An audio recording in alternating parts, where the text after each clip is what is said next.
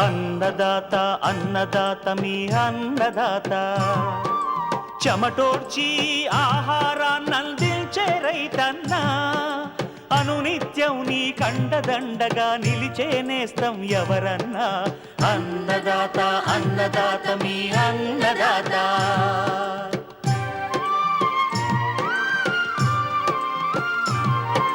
నూతన రీతుల సాగుబడికి నూరింతలు పెరిగే దిగుబడికి సూచనలిచ్చే సస్య రక్షణకు పశు పోషణకి శాస్త్ర విజ్ఞానం అందించి ముందుకు నడిపే తెలుగు రైతు భారతదేశానికి మకుటం అయ్యేలా తీర్చిదిద్దే ఆశయంతో మిమ్ము మేలు కొలిపేది అన్నదాత అన్నదాత అన్నదాత మీ అన్నదాత అన్నదాత అన్నదాత మీ అన్నదాత.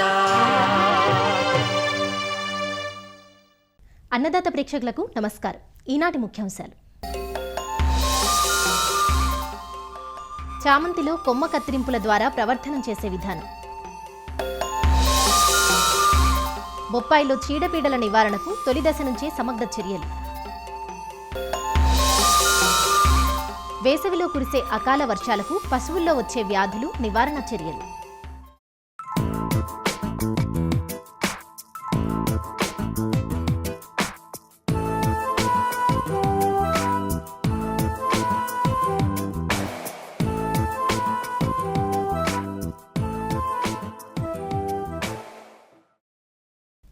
నాటిన కొద్ది కాలానికే ఫలసాయాన్నిచ్చే పండ్ల తోట బొప్పాయి తైవాన్ రకాల రాకతో వాణిజ్య రూపును సంతరించుకుంది. అయితే సాగు విస్తీర్ణంతో పాటు సమస్యలు కూడా పెరిగాయి. బొప్పాయికి పెనుముప్పులా పరిణమించాయి వైరస్ తెగుళ్లు. వీటితో పాటు పండు ఈగ, పిండి నల్లి, మొవ్వు మరియు కాండం కుళ్ళు తెగుళ్లు బొప్పాయి దిగుబడులను హరించివేస్తున్నాయి. రైతులు వీటి నివారణకు విచక్షణారహితంగా రసాయన మందులను వాడుతున్నారు. దీనివల్ల ఖర్చు పెరగడం తప్ప దిగుబడులలో ఏమాత్రం పెరుగుదల ఉండదు.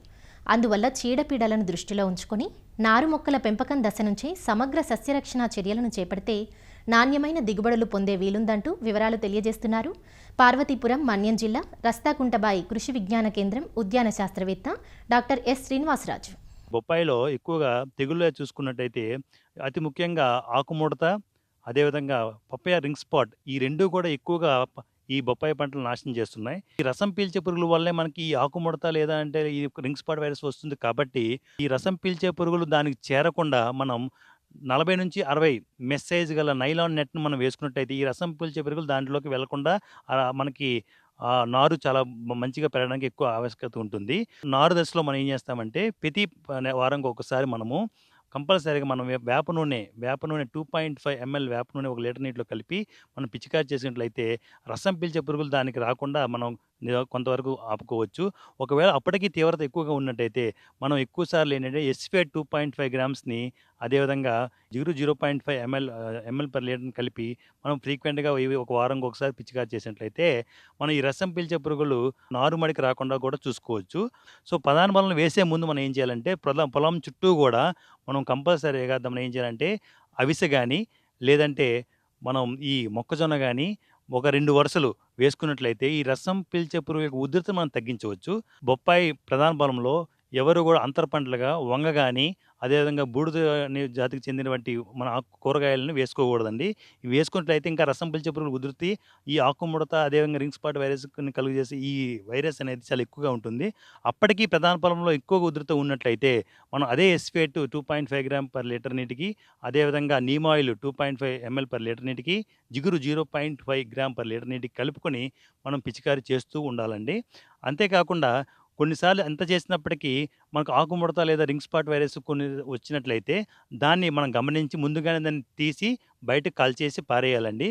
అప్పటికీ మనకు రింగ్ స్పాట్ వైరస్ ఉన్నట్లయితే మనము యూరియా 10 గ్రాములు పర్ లీటర్ నీటికి, అదేవిధంగా బోరాన్ 1 గ్రామ్ పర్ లీటర్ నీటికి, అదేవిధంగా zinc sulphate 1.5 gram per litre నీటికి, దాంతోపాటు జిగురు 0.5 ml పర్ లీటర్ నీటికి కలిపి మనం పిచికారి చేసుకుంటే అంటే 25 నుంచి 30 రోజుల వ్యవధిలో పిచికారి చేసినట్లయితే మనం ఇంకొక 8 నెలలు కాయ నాణ్యతగా సైజు బాగా ఉండి మార్కెట్కి అనుకూలంగా ఉండేటట్టు మనం దిగుబడి సాధించవచ్చండి. దీని తర్వాత మనకి ఎక్కువగా వచ్చేది నులిపురుగులు.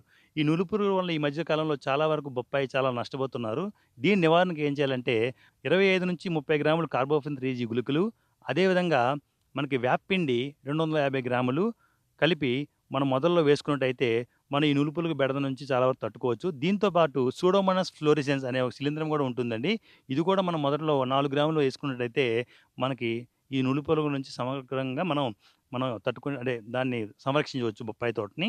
దీని తర్వాత మనకి ఎక్కువగా వచ్చే బెడద పిండి నల్లి. పిండి నల్లి ఏం చేస్తుందంటే ముఖ్యంగా ఆకుల పైన, ఆకుల కాండం పైన, లేత పువ్వుల పైన, లేత ఆకుల పైన, మన కాయల పైన వీటిల మీద ఇది చేరి ఆ రసాన్ని పీల్చి కాయ ఎదగకుండా గిడసబారినట్టు కాయ ఉండి నాణ్యత దెబ్బతిని నష్టం కలుగజేస్తుంది. సో దీని నివారణ కోసం మనం ఏం చేయాలంటే ఫస్ట్‌గా పిండి నల్లి వచ్చేటప్పుడు అంతర పంటలంతా కూడా నీట్‌గా ఉండాలి. కలుపైతే అసలు ఏమి ఉండకూడదు. అదేవిధంగా పిండి నల్లి మనం చెట్టు మీద ఆశించినట్లయితే దాని నివారణకు మనం ఏం చేయాలంటే ఒక 10 లీటర్ల నీటికి ఒక శాచెట్ షాంపూ లేదా 2 శాచెట్ల షాంపూని కలిపి ముందు దాన్ని పిచికారి చేసినట్టయితే ఆ పిండి నల్లిపై ఉన్న ఆ సన్నని తెల్లని బూజు పదార్థం అనేది కొంచెం సాఫ్ట్ అయ్యి తర్వాత రోజు మరుసటి రోజు డైమిథియేట్ అనే మందును 2.5 ml పర్ లీటర్ నీటికి కలిపి అప్లై చేసినట్టయితే మనం ఈ పిండి నల్లిని సమగ్రవంతంగా మనం యాజమాన్యం చేయొచ్చు. కానీ ఎవరైతే రెండో రోజు చేయలేమనుకుంటే అదే షాంపూని అదే మందులో కలిపేసి అదే రోజు చేసినా కూడా కొంతవరకు మనకు ఫలితం రావడానికి ఆస్కారం ఎక్కువగా ఉంటుంది.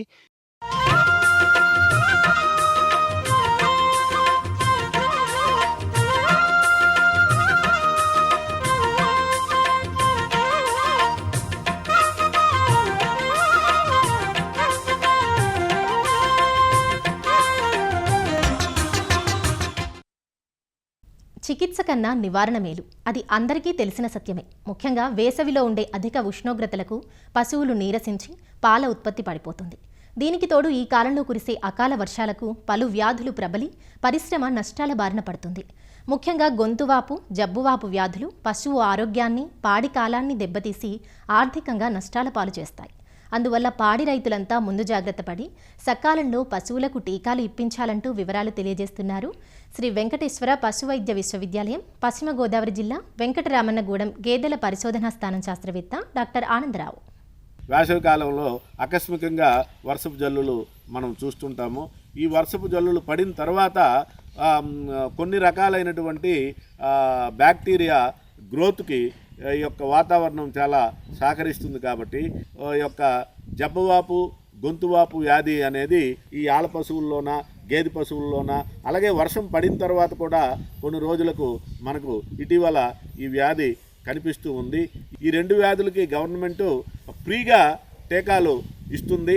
కాబట్టి రైతాంగం 50 మంది కూడా పశు వైద్యులను సంప్రదించి తొలకరి వర్షాలకు ముందు జూన్ నెల లోపల ఈ యొక్క జబ్బవాపు వ్యాధికి, గొంతువాపు వ్యాధికి కలిపి టీకాలుగా ఇచ్చుకున్నట్లయితే 2 వ్యాధుల తాలూకా టీకాకి ఒకే మందు ఉంటుంది. కాబట్టి ఈ భయంకరమైనటువంటి ఈ 2 వ్యాధులు బారిన పడకుండా మన పశువులను మనము కాపాడుకొనవచ్చును. అయితే ఈ గొంతువాపు వ్యాధి అనేది పాచురెల్లా మల్టోసిడా అనేటటువంటి ఒక బ్యాక్టీరియా వలన అయితే ఇది వస్తుంది. ఈ బ్యాక్టీరియా అనేది రెస్పిరేటరీ ట్రాక్ట్, శ్వాస వ్యవస్థని కేంద్రీకృతం చేసుకొని ఇది అభివృద్ధి చెందుతుంది. కాబట్టి గొంతు కింద భాగంలో, ముఖ్యంగా గంగడోలు ప్రాంతంలో సబ్క్యూటేనియస్గా వాపు అనేది ఉంటుంది. దీని యొక్క ప్రభావము డైజెస్టివ్ సిస్టమ్, జీర్ణ వ్యవస్థ మీద కూడా ఉంటుంది. కాబట్టి కడుపు పొంగు కనిపిస్తుంది. బలిష్టమైనటువంటి యుక్త వయసులో ఉన్నటువంటి గేదె పశువుల్లో ఈ గొంతువాపు వ్యాధి అనేది మనం స్పష్టంగా చూడవచ్చు. ఈ వ్యాధి నివారణ ముఖ్యంగా ఈ రెస్పిరేటరీ సిస్టమ్, శ్వాస వ్యవస్థ మీద దీని ప్రభావం ఉంటుంది. కాబట్టి ఈ ఇంటాసెఫ్ అనేటటువంటిది, లేదా ఊసెఫ్ అనేటటువంటిది, లేదా ఎక్సెప్ట్ అనేటటువంటి మందును వాడుకున్నట్లయితే మనం ఈ వ్యాధి బారి నుంచి మన పశువుల్ని కాపాడుకొనవచ్చును. అదేవిధంగా జబ్బవాపు వ్యాధి ఆల పశువుల్లో కూడా 6 నెలల నుంచి 2.5 సంవత్సరాల మధ్యన ఉన్నటువంటి యుక్త వయసులో ఉన్నటువంటి బలిష్టమైనటువంటి పశువులకు ఇదే సీజన్లో, ఇదే రకమైనటువంటి పరిస్థితుల్లో ఈ వ్యాధి కూడా సోకుతుంది. అయితే ఈ వ్యాధి వలన ఏంటంటే వెనక్కాలలో మనకి వాపు కనిపిస్తుంది. అదేవిధంగా ఈ యొక్క థై మజిల్స్లో మనకు గాలి చేరడం వలన క్రిప్టేటింగ్ సౌండ్స్ అనేవి మనకి ఖచ్చితంగా కనిపిస్తాయి. ఎంపిసిమేటస్ కండిషన్ అంటారు దానికి. అదేవిధంగా తర్వాత కడుపు పొంగు, తర్వాత నోటి నుంచి లాలాజలం స్రవించడము వంటి లక్షణాలతో ఆల పశువులు కానీ చనిపోయినట్లయితే తప్పకుండా దాన్ని మనము జబ్బవాపుగా పరిగణించి దీనికి కూడా మనము డైక్రిస్టిన్ ఎస్ అనేటటువంటి యాంటీబయాటిక్ 5 గ్రాములు రోజుకి ఆ 5 రోజులు కానీ మనము ట్రీట్మెంట్ ఇచ్చినట్లయితే ఈ యొక్క వ్యాధి నుండి మన యొక్క పశువులను కాపాడుకోవచ్చును. రైతాంగము తమ యొక్క పశు సంపదను ఈ 2 జబ్బుల నుంచి నివారించుకోవడానికి ముందుగా టీకాలు వేసుకున్నట్లయితే ఈ జబ్బు నుంచి మనము నివారణ చేసుకోవచ్చు.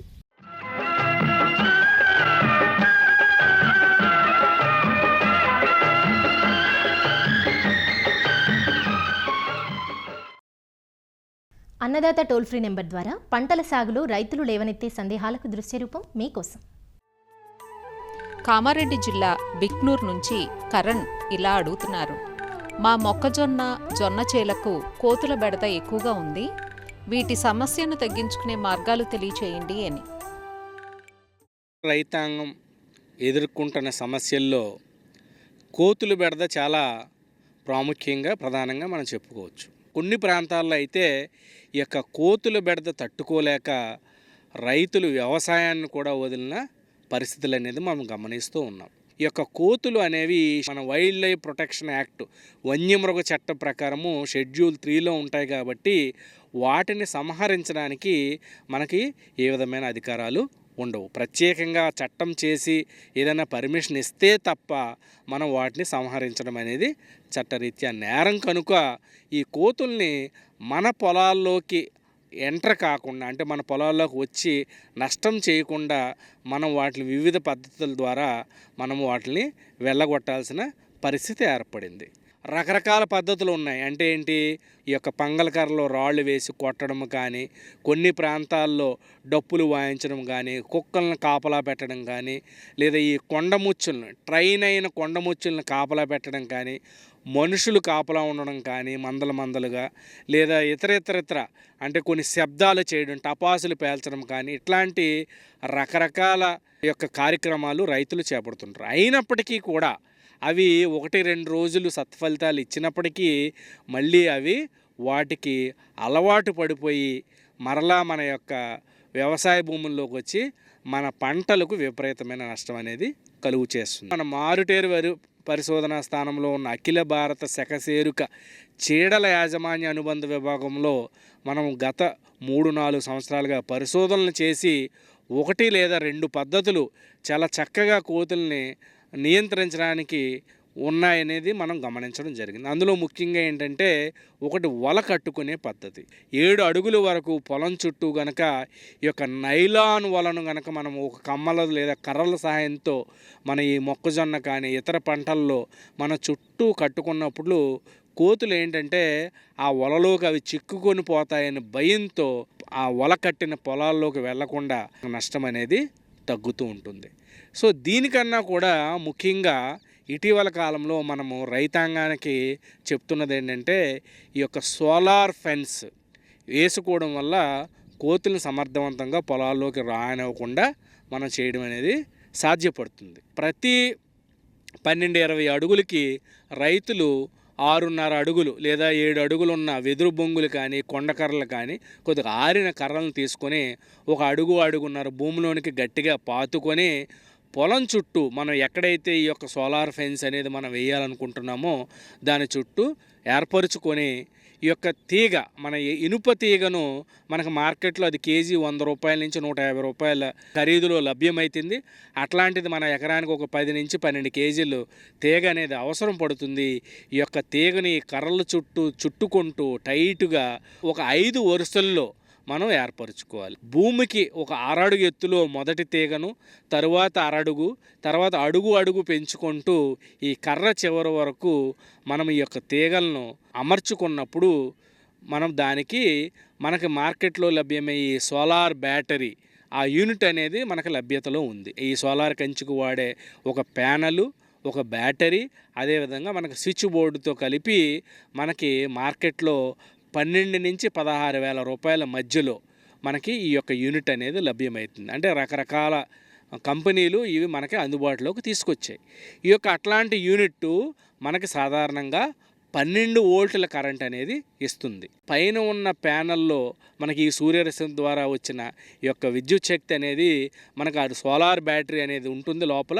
ఆ సోలార్ బ్యాటరీలోకి నిక్షిప్తమయ్యి దాని నుంచి 12 వోల్టుల పల్సేటింగ్ కరెంట్, అంటే వచ్చి ఆగి అట్లాంటి కరెంటు అనేది ఈ యొక్క తీగల్లో ప్రసరింపబడుతుంది.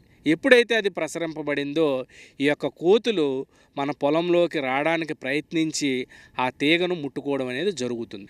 అట్లాంటి సందర్భాల్లో ఎప్పుడైతే ఈ పల్సేటింగ్ కరెంట్ అనేది ఒక్కసారిగా దాన్ని షాకు గురి చేస్తుంది. కానీ ఆ షాకు వల్ల ఏ విధమైన ప్రాణ నష్టం అనేది పక్షులకు కానీ, కుక్కలకు కానీ, ఇతర జంతువులకు కానీ, కోతులకు కానీ, మనుషులకు కానీ ఏ విధమైన ప్రాణహాని అనేది ఉండదు. కేవలం అది షాక్ మాత్రమే ఇస్తుంది. ఆ మందలో 1-2 కోతులు అట్లాంటి అనుభవాన్ని పొందినప్పుడు వాటి యొక్క ఈ మెసేజ్ని మొత్తం మంద అంతటికీ తెలియజేసి ఏ ఒక్క కోతి కూడా ఆ యొక్క పొలంలోకి చొరబడడానికి ప్రయత్నించదు. అంటే ఇది కేవలం భయంతో పనిచేస్తుంది.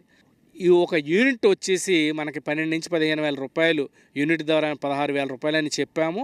ఒక 5 నుంచి 8 ఎకరాల వరకు కూడా రైతు ఈ యొక్క తన యొక్క పంటను, అంటే ఎకరానికి సుమారుగా మీకు 2,000, 3,000 రూపాయల లోపే ఈ యొక్క ఖర్చు అవుతుంది. కాకపోతే రైతులు ఈ కోతుల నుంచి పారదోడడానికి ఒక మనిషిని పెట్టుకుంటే నెలకి 10 నుంచి 15 వేల రూపాయలు ఛార్జ్ చేసిన సందర్భాలు కూడా ఉన్నాయి.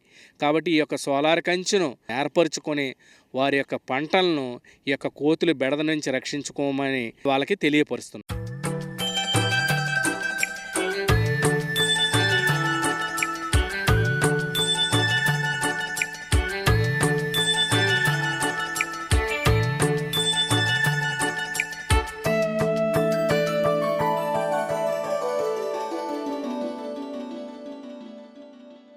వాణిజ్య విలువ అధికంగా గల పువ్వు చామంతి. అందుకే పసిడి పువ్వుగా చామంతిని అభివర్ణిస్తారు. చామంతిని అధిక శాతం విడిపూల కోసం సాగు చేస్తుండగా కట్ ఫ్లవర్ కోసం పాలీ హౌజ్లలో అక్కడక్కడ రైతులు సాగు చేస్తున్నారు. చామంతిని పిలకల ద్వారా, కొమ్మ కత్తిరింపుల ద్వారా ప్రవర్ధనం చేస్తారు. కొమ్మ కత్తిరింపుల ద్వారా ప్రవర్ధనం చేసుకోవాలంటే ఇదే సరైన అదను. చామంతి పూతకాలం పూర్తయిన తర్వాత మార్చి, ఏప్రిల్ మాసాల్లో మొక్కల నుంచి కొమ్మలను సేకరించుకొని మే మాసంలో పెంచి జూన్, జూలై మాసాల్లో ప్రధాన పొలంలో నాటుకుంటే ఆ మొక్కలు నవంబర్, డిసెంబర్ మాసాల్లో పూతకొస్తాయి. తమ సొంత తోటల నుంచే కొమ్మ కత్తిరింపుల ద్వారా ప్రవర్ధనం చేసుకోవడం వల్ల రైతుకు నారు మొక్కల ఖర్చు తగ్గిపోతుంది. చామంతిని కొమ్మ కత్తిరింపుల ద్వారా ప్రవర్ధనం చేసుకునే విధానం ఎలానో శ్రీ కొండా లక్ష్మణ్ తెలంగాణ రాష్ట్ర ఉద్యాన విశ్వవిద్యాలయం పూల విభాగం శాస్త్రవేత్త డాక్టర్ జహరా సల్మా నుంచి తెలుసుకుందాం. చామంతి పూత ముగిసిన తర్వాత పైనుంచి కొమ్మలన్నీ కత్తిరించిన తర్వాత ఒక 40 రోజుల తర్వాత రెండో పంట రాటూన్ క్రాప్ అని అంటారు, రెండో పంట మనకి ఇస్తుంది. ఆ పంట కూడా ముగిసిన తర్వాత మనం భూమి నుంచి 5 సెంటీమీటర్ల ఎత్తు వరకు కొమ్మలన్నీ కత్తిరించి పైపాటుగా యూరియాని అందించి ఒక ఎకరానికి 30 కేజీలు యూరియాని అందించిన తర్వాత నీరు మంచిగా అందించినట్లయితే మనకి సక్కర్స్, పిలకలు అనేవి బాగా అభివృద్ధి చెందుతాయి. అలా అభివృద్ధి చెందిన ఒక 2 నెలలకి మనకి మంచిగా తల్లి మొక్కకి నిండుగా కొమ్మలన్నీ వచ్చి ఉంటాయి.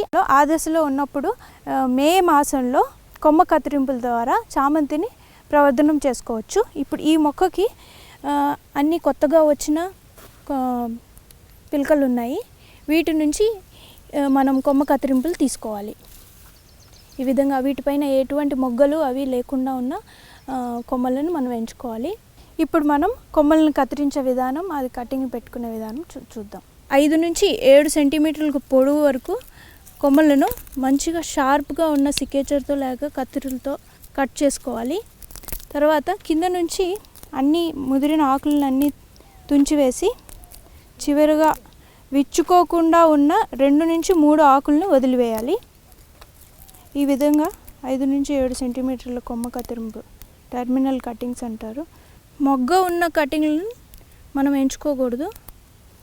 ఇలా చివరిగా నీట్గా కట్టించి వీటిని బావిస్టిన్ 2 గ్రాములు ప్రతి లీటర్ నీళ్ళలో కలిపిన ద్రావణం నీళ్ళలో కటింగ్ నల్లన్నీ ఒకేసారి కట్ చేసి పెట్టుకొని మనం 5 నుంచి 7 సెంటీమీటర్ల పొడవు ఉన్న కటింగ్ని తీసుకోవాలి. ఇప్పుడు మనం తీసుకున్న కొమ్మ కత్తిరింపులను 1000 ppm IBA అనగా ఇండోల్ బ్యూట్రిక్ యాసిడ్లో 10 నిమిషాల నుంచి 15 నిమిషాల వరకు ముంచి తీసి కటింగ్ ప్రోట్రేల్లో పెట్టుకోవాలి. అయితే ఇందుకు గాను ఈ ఇండోల్ బ్యూట్రిక్ యాసిడ్ దీన్ని 1 గ్రామ్ 1 లీటర్లో కలపాలి. నీటిలో కలపాలి. నీటిలో కలపక ముందు ఒక 5 ml ఇథైల్ ఆల్కహాల్లో ముందు కరిగించుకోవాలి, ఎందుకంటే నీళ్ళలో ఇది కరగదు. కాబట్టి ఒక 5 ml ఇథైల్ ఆల్కహాల్లో కరిగించుకొని ఆ తర్వాత కరిగిన ఈ ద్రావణాన్ని 1 లీటర్ నీళ్ళలో కలుపుకోవాలి. ఇప్పుడు ఈ IBA ద్రావణంలో మనం తెచ్చుకున్న కటింగ్స్ని మనం ఈ ద్రావణంలో 10 నిమిషాల పాటు నానబెడతాం. IBA దొరకని సమయంలో మనం రూటెక్స్ పౌడర్ని కూడా ఉపయోగించవచ్చు. అయితే ఈ రూటెక్స్లో 1 నంబర్ ఉన్నదాన్ని ఉపయోగించాలి. నేరుగా ఈ కటింగ్ని ఈ పౌడర్లో కత్తిరించిన వైపు దీన్ని ముంచి దీన్ని ప్రోట్రేలో కానీ నార్మల్లో కానీ నాటుకోవాలి. ఈ రూటెక్స్ పౌడర్లో 3 రకాలు ఉంటాయి. దీంట్లో మీరు నంబర్ చూడొచ్చు, 1, 2, 3 అని ఉంటాయి. 1 లేత కొమ్మలు కటింగ్ పెట్టడానికి ఉపయోగిస్తారు. అదేవిధంగా 2 నంబర్ ఉన్నవి మధ్యస్థర ముదురు ఉండేవి, అంటే గులాబీ కటింగ్లు అవి పెట్టడానికి ఉపయోగిస్తారు. 3 నంబరు బాగా ముదిరిన కొమ్మలను రూటింగ్ తీసుకురావడానికి ఉపయోగిస్తారు. అంటే బౌగన్విలియా లేకపోతే నీరియం అలాంటి బాగా ముదిరిపోయిన కొమ్మలు ఉంటాయి కదా, వాటికి రూటింగ్ కోసం 3 నంబర్ ఉన్నది ఉపయోగించాలి. ప్రస్తుతం మేము అన్నది చామంతి లేత కొమ్మలు కాబట్టి 1 నంబర్ ఉన్నది వాడతాం.